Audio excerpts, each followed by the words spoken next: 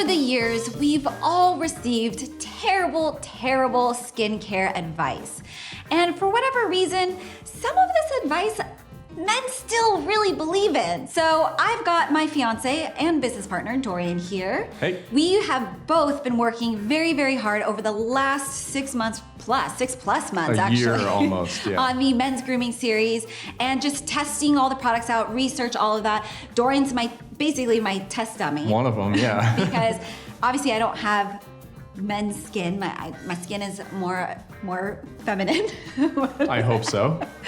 So Dorian, let's get into the worst skincare advice for men. Let's do it. Number 9 is acne or pimples are not influenced by your diet. Complete BS. This could not be further from the truth. Your diet does influence if you have pimples. And yes, of course, your hormones and just family history, all of that can influence whether or not you're gonna have pimples, but diet also comes into play. There's a lot of factors involved, diet definitely being one of them. I know this because it affects me kind of really badly depending on the situation. If I have a lot of dairy or like a lot of candy, I have tested this multiple times. Within 1 to 2 days, I will have more pimples than I normally do. It's weird and you're like, it took me a long time to realize that, but trust me, it does influence your skin's condition. Number 8, Dorian, I'm sure you've heard this advice many times growing up, and that is getting a base tan will prevent you from getting further sun damage in the future. That is 100% not true. As a pale gentleman myself, I've been told that by my family a lot of it. They're like, you just need a little color on you, you'll be all right. You won't get sunburned if you get a little color. Complete and utter bullshit. Because basically, tan just means that you've actually damaged your skin. So your skin is reacting to the damage that it's received to try and prevent further damage. The irony is that dark color maybe will help you not get burned as quickly, but the damage will still be done exactly the same. Just because you don't see it doesn't mean it's not happening. So a little, going out in the sun to get a little vitamin D, that's fine. You need it. Prolonged sun exposure will damage your skin, and I don't care if you have dark skin or not. Skin color does not matter. Nope. And comboing that with number 7, and that is you don't need to wear daily SPF if you have dark skin or work indoors. I think that is such crazy logic. Even if you work indoors, you still have to go to your car, drive. Your windows are gonna let the sun in, which lets UVA, UVB rays in.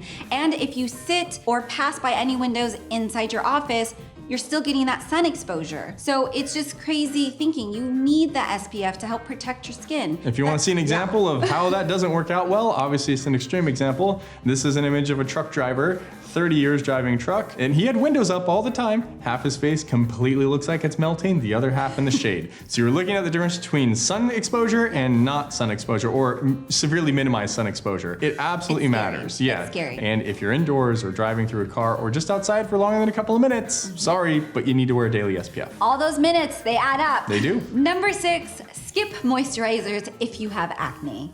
Not true, yeah. Dry, scaly, cracked skin actually causes more problems if you have acne than keeping it moisturized.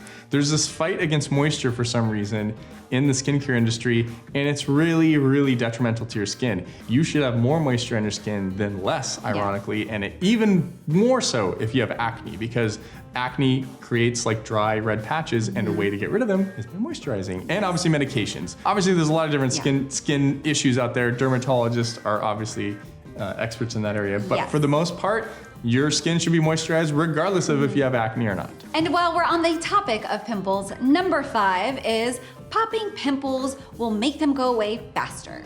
Not true. Crazy thinking. I feel like you're an expert in popping pimples and why you shouldn't pop pimples. Well, I have very fair skin, so any sort of blemish comes up very quickly. If you see a little inkling of something, it's very visible.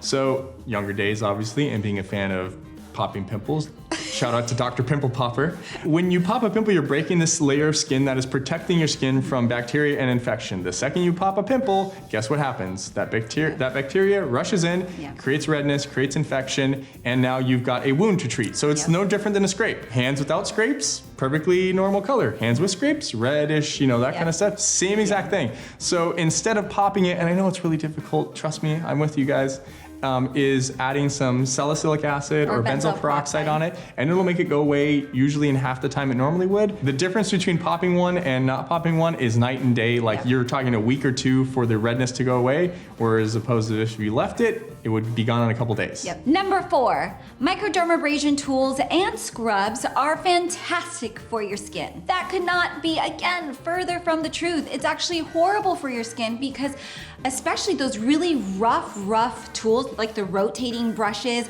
and the really rough scrub washes, facial washes, that's horrible for your skin. You're irritated, you're taking off layers and layers of your skin, and it's really just actually irritating your skin and will make all your issues, especially if you have acne, even worse. I have a friend that CEO of a large skincare company.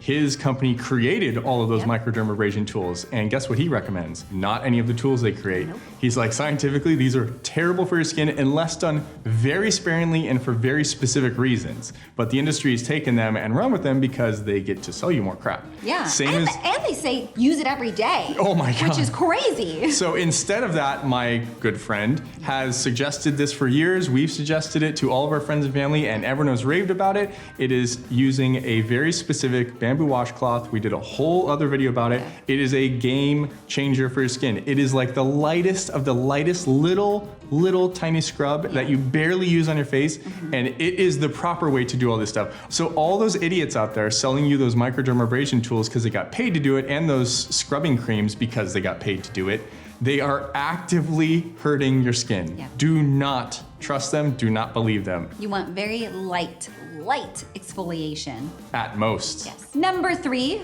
well actually before we get to number 3, if you've been enjoying this video so far, give it a thumbs up, woo! And subscribe to this channel if you are not already a subscriber, and hit that bell icon so you can be notified every time I upload a video. All right, back to number 3, and that is, what is it? You should only buy products that are designed for men. No.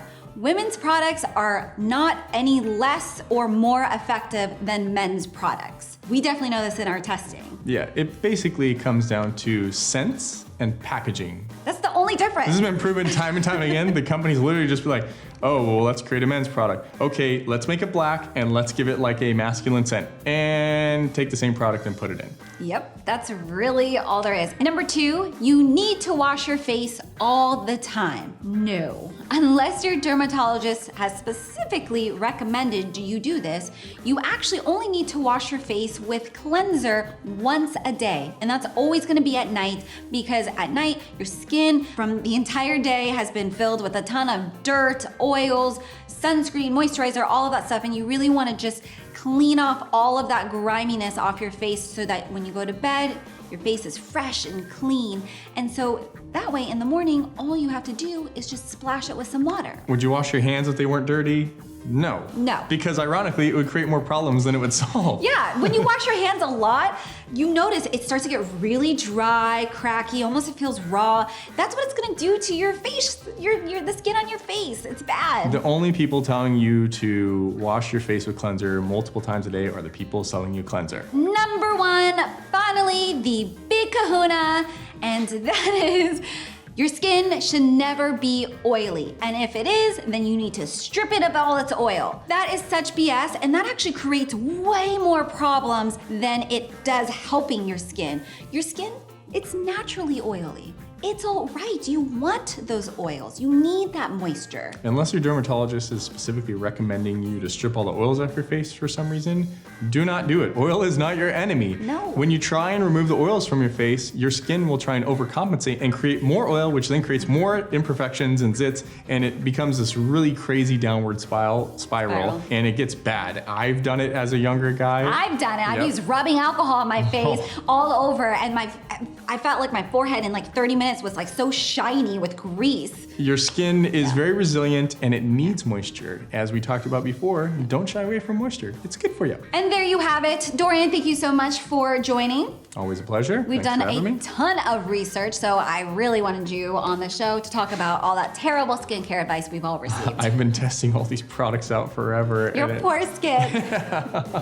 Anyways, I hope you guys enjoyed the video. See you in the next one. Bye.